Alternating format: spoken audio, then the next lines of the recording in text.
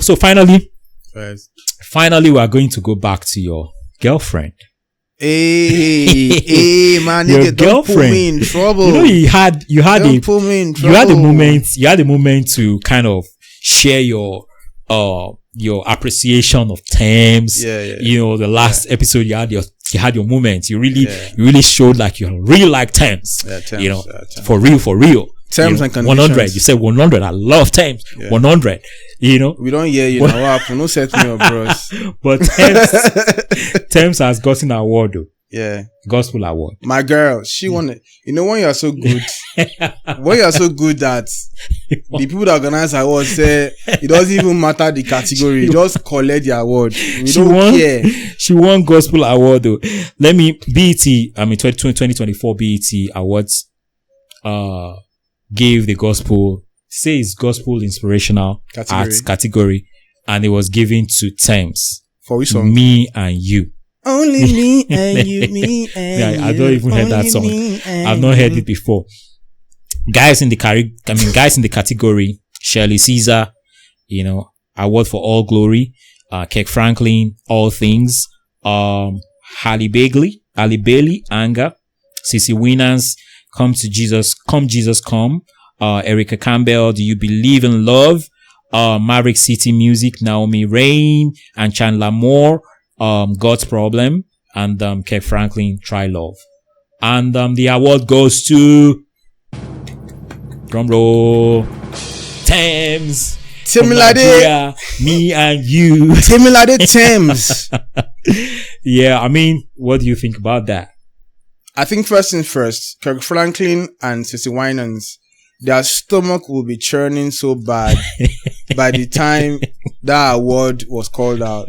Because tell me why people who have spent like 20 years of their career doing gospel music will be in a category, and then someone that sings Me and You wins gospel / inspirational award over their heads. Like, are we joking here? Are we whining? Really? How is that song inspirational or gospel? Like, the committee that went around voting for the award, were they smoking weed or what was really going on? I really want to know what the thought process was like when the committee sat down. Category, don't forget. And what Christian so category? They must have been in the spirit. I want to know what they were on when they all sat down together and debated, because they would debate, they would argue, they would now vote. What was really, did somebody serve them like Hermish with Forge and some spike to some things when they were voting? Because let's call a spade a spade. It's a travesty that they've done that, right? I like Thames, I love Thames, but giving her that award for that song, using the word mismatch is an understatement. It was even a mistake that the song is in the category in the first place. And I think Patrick Doyle, the legendary actor, had come out to say, listen, people should not scream too much that this has happened. We should be aware that in the entertainment industry, especially in the western part of the world, they serve a whole different God. Yeah. That determines who wins and who loses. So gospel artists should not be looking for validation from all these guys so that they can feel like as if their craft is making sense. They should just completely leave these award guys and focus on their gospel, focus on their music that is helping people's lives and, changing people's circumstances, and leave the BET and all these guys alone and don't cry about whatever it is they've done. Yeah, but what's even the craze with Nigerians and, what's it called? And, always looking for these, I think we talked about it before. We talked about it on our podcast. Yeah. Where Nigerians are always, especially Nigerian artists, are always more like, and there's this amazing, and this thing is amazing actually. We talked about this Samoa, where we go, just give us. It's the same thing with award though. Yeah. Can you see? Yeah. It's exactly the same thing with award too. We go there like, oh, we want your award and stuff. And all. We know, part of one of what's it called? Nicest song. Yeah. Don't doubt me. I'm going to bring you Grammys. That's what he said. Yeah. More like a brag rights. I'm going to bring you Grammys. Though he didn't bring us Grammys anyway. But some of them, what's it called? Who gave us Grammys? Burna Boy gave us Grammy. Whiskey gave us Grammy. They give us Grammys. Yeah. So I think it's more so like, let's just specify them. Okay, yeah, take your Grammys, and all and everything. So for me, and then you also know that, the interview that was heard all over the world, you know, the Club Shay Shay, and the Cat Williams. Yeah. He talked what's it called? Exhaustively about, or comprehensively rather, about what is happening in Hollywood, you know, and all, talking about the judgment coming. We know about the PDD, you know. We know about the PDD's case. Yeah. You know, when they want to talk about no homo now, they say no Diddy, no Diddy. Yeah, no Diddy. No Diddy. You know, so there is a lot of things going around there. So Nigerians, artists, Nigerian, you know, actors, Nigerian, you know, our award should be enough for us, you know. And I know that, I mean, I don't know, maybe it's 2 times now that they've done Hip Hop Award outside of Nigeria. Yeah, Hip TV. That is shameful.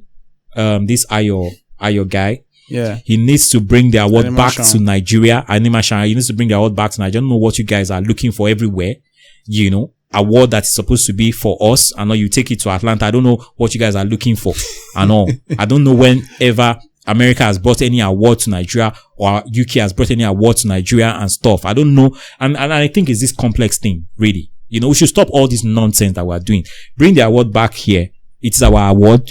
Give us our own award. Let us enjoy. Let us love our own award, you know, so that we don't, fall within that, okay, just give it to them category, you know, at BET, at Grammys, at, what's it called? Oscars, you know, what have you and stuff and all. Let us enjoy our own award. We are first an independent state.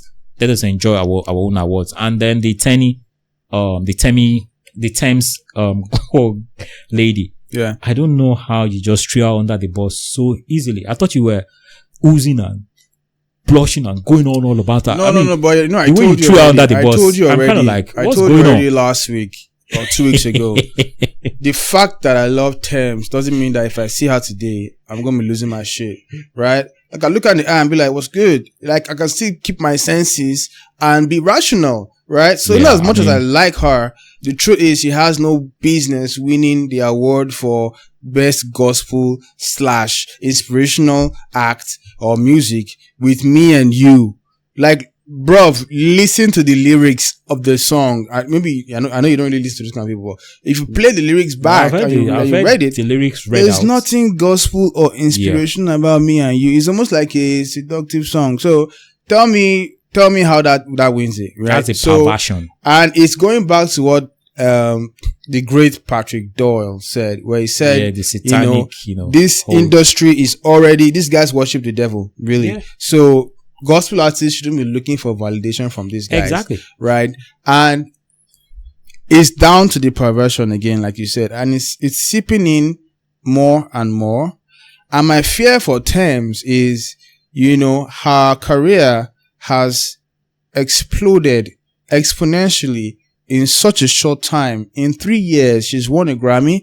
She's done collaborations with people like Beyonce, Drake, Future, right? She's thinking about doing something with Rihanna soon, right? So it's like the keys to the kingdom is being handed over to her. And the question is, what do you think is at play when you see talents, rise so fast in such a incredibly very complex and difficult terrain like the entertainment industry? The question is that who is sponsoring you? Up? Yes. So there's something they call an industry plant, right? Which is the guys exactly what Cat Williams talked about. Yeah, so, exactly. Yeah. Industry plan. Like the guys that control the pieces in the chessboard, they just pick someone and say, you know what, we'll just put use you as the beacon that sends out the message to the people that we want, and then we'll give you the success, not the fame, not the money that you want. I'm really hoping that they're not propping Thames up for that, because they know that she's a new sensation in the Nigerian space. Her sound is unique. She can reach out to a whole new sort of generation with that kind of music. They're trying to teach her how to be a bit more sexy, sway hips, wear revealing dresses. This was someone that used to wear baggy jeans back in the day. I was afraid to even show from her waist down in her music videos. Now, she's bearing it all out for the cameras. Okay. Yeah, I was even going to ask, like, she's collecting the, gospel awards. What she was wearing, I'm like, that doesn't even represent gospel. Yeah. Like, I mean, she's kind of plumpy. She has that, and then everything is kind of like just oozing in your face and stuff and all. Just right there. You know? Yeah. Right there. Cat Williams also did another interview with, was Joe Rogan. Yeah. You know, and he talked, comprehensively also about, Baphomet. Yeah. You know, where Hollywood is propping it up and all. Absolutely. And you know, in recent time, where they are doing Grammys, you have, what's this guy that was, that played the devil, you know, that had, it was a devil, what's it called? Presentation that he did, you know, and all. And he was wearing maybe like a pants. Lil Nas X. Lil Nas X is another one. Oh, okay. There's another guy. One guy. He was, like you said, he's Hollywood, you know. Okay. And all. He was a very cool, guy, you know, and all. Yeah. But before you know it, the guy just went crazy, you know, started dressing like devil and stuff and all. Yeah. And that's what look at someone like Sam Smith as well. Exactly. It was Sam Smith I was talking about. Oh, okay. Yeah. Sam Smith I was talking about. Sam Smith. You know? He's completely lost the plot. Yeah, exactly. Completely. So, like you said, begs the question. Thames, what's up? What's going on? What's going on, Thames? Yeah. What's going on? Talk to me. Yeah, you're are they putting pressure on you? It's good. You know, we know, we can say no. Know, yeah, we know about P. Diddy. We know about P. Diddy. Yeah. You know, no Diddy. We know about him and stuff. You know, we know the what's it called? The situation that is around him now and stuff and all. And damning allegations as well. Yeah. You know, and all. So, it's not about the fame, you know. I believe that a lot of people love Thames. I've not really listened much of her music, but I know that people talk about her a lot and stuff and all. I think that should be good for you, should be enough for you and stuff. You don't need all those, you know. You know what's so scary? Yeah. You can lose all of that in a heartbeat. Exactly. If you don't play game. Exactly. Sorry, if you don't play ball. They'll take it away from you. Yeah. So Thames and all of these rising artists and what they do is like into secret societies, right? Illuminatis and all these things. When I was growing up, I was always hearing about them. And then you will see some people try and, you know, discard. They talk about the Illuminati, Baphomet, like as if it's just conspiracy theories. But the truth is that there's no smoke without fire, right? The Freemasons, the Illuminatis, all these groups are real. They exist, right? Somehow they've been able to quell all the noise that was about it in the early 2000s. Now we don't really talk about it that much. But the truth is that the secret societies, they exist. They have where they get their powers from. And they know that music and entertainment is the best way to reach a mass crowd, right? Like a massive range of people, and you can get them to, you know, think the way you want. You can program them to understand or see things the way you want them to. And every day they are looking for people that they can use as a conduit to reach out to these guys. So when you see a fast rising artist or a musician or an actor that's coming up, they look at them like, okay, this person fits the profile, right? Yeah. And then we can use this person to reach out to this demographic of people in this location, right? And when they bring you in, don't forget, when you come in as an artist, you're already gaining some momentum. Yeah. So you already have a couple of people who know you, who roll with you, who like your music. But when you come in, they now expose you to like a whole larger market, a whole new world of fans, shows, money, luxury. They get you in the door. Yeah. When you take that step into the door and you put pen to paper and you agree, you sign that deal, right? You essentially enter a contract where there's no going back. Because the moment you say you don't want to do it again, guess what? You're not only going to lose the new stardom you have, even the small one that you gathered when you're up and coming, you lose that too. Yeah, exactly. So you're going all the way to ground zero. Yeah. Reminds me of what Cat Williams talked about Kevin Hart as well. You know, and it was exactly like you painted exactly what happened. And that's always what happens with, you getting bought over. And part of the people that were talking with, that were kind of talking when they were trying to share their experiences about Diddy was when he told them like he's going to make them, you know, and those guys, I know of some artists, like 3 of them like that, were like, they're going to make us like, what do you mean by that? Like, they're going to make you rich. And those guys now just backed out, like, you know, like he's told them like the next award that they were going to get the next award. Yeah. You know, and also, yeah. My guy, of blessed memory, Kobe. Yeah. You know, I know when Kobe finished, when he retired and stuff and all, he did, Dear Basketball. You know, it was an animation and all, narrating basketball and all. And the next, Oscar award, he got it. You know, I was like, nah. Oscar award. He got Oscar. Kobe Bryant. Yeah, Kobe Bryant got Oscars. I was like, nah. I know Kobe Bryant as a basketballer. Yeah, I know that. Kobe Bryant has an Oscar. But yeah, he has an Oscar award. He has an Oscar. That's what I'm saying. It's proximity. You know, if you can get in the door, they will tell you, they will give you all those, you know, perks and all and everything. So, and that also, now brings it, this award craze that we always, if you have the connection, if you have the network, they will give you awards. Do you get? So it's not necessarily about the awards. You know, you should be good enough in what you can do in your crafts and all.